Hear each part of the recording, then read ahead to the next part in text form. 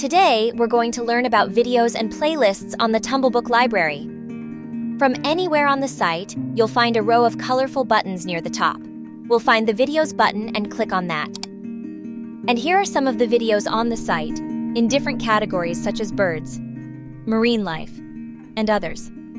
To navigate within these categories, you can use the arrows here. Another great way to navigate the videos is with the View All Titles option. Let's click that. The videos are now displayed in alphabetical order. To play a video, you simply click on the image, and then you click on Play Video on the left-hand side. This is the pause and play button. You can adjust the volume right here. You can go full screen or back to small screen with this button. And you can control the speed of the video with this button. Next, we're going to take a look at playlists. Navigating back up to our row of colorful buttons, we're going to click on Playlists.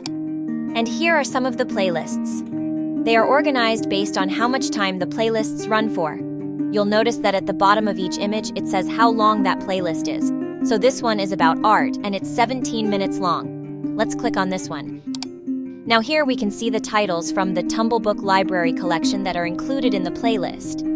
To initiate the playlist, we can click Read Online on the left. And those titles we just saw are going to play back-to-back automatically. The playlist menu can also be navigated with the View All Titles option. We'll click that. The default is alphabetical order, but we can also navigate by which playlist has been added to the site most recently, reading level, and more. Happy tumbling!